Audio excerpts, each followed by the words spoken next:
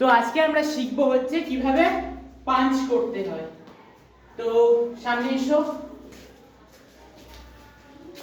আজকে প্রথমে আমরা শিখবো চোকোজুকি। চোকোজুকি কিভাবে করতে হয়? চোকোজুকি মানে জানো? চোকোজুকি মানে হলো স্ট্রেট পাঞ্চ। যারা তোমরা দেখছো তারাও আজকে জেনে নাও, চোকোজুকি হচ্ছে স্ট্রেট পাঞ্চ। এবার আমি একটা দেখিয়ে দেব, তারপর তুমি করবে, ঠিক আছে? সাইডে দাঁড়াও।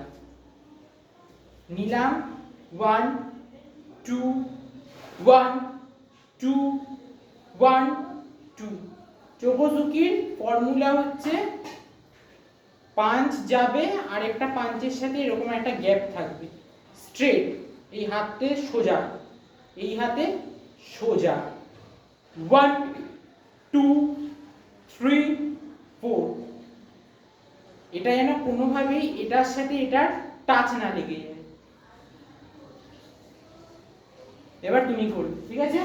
শিখে নিয়েছো? লেটস চোকোজুকি।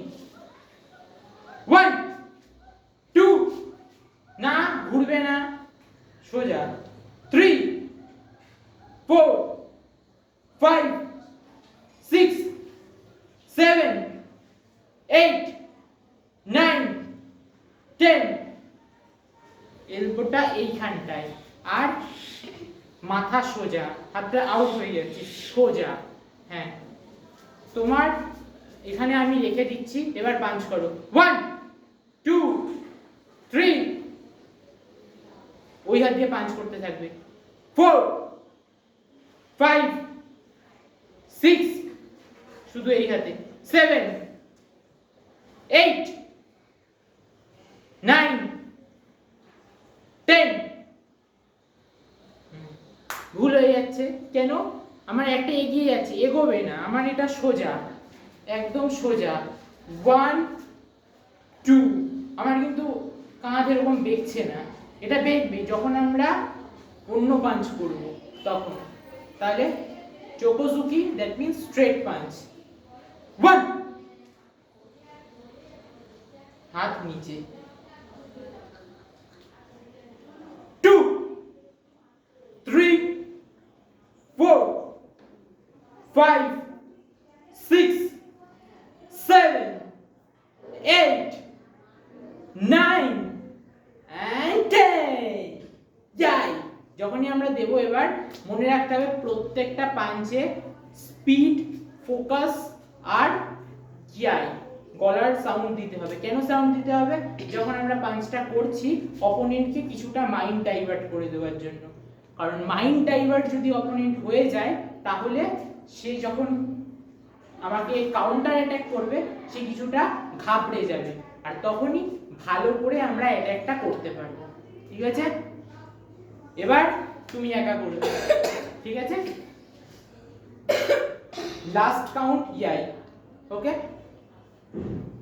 পজিশন, মাথা সোজা, হাত নিচে, এটা এখানে ভিতরে ঢুকবে, কাঁধ উঠে যাবে না, হ্যাঁ, বেঁকবে না, সোজা। এটা এইদিকে, এখানে, এইদিকে। এটা হচ্ছে তোমার টার্গেট এরিয়া, এই হাতেই। যদি এই হাতে আসে এখানে আনবে না, এটা এখানে, শুধু এইটা এখানে লাগবে। একটু দূরে যাও।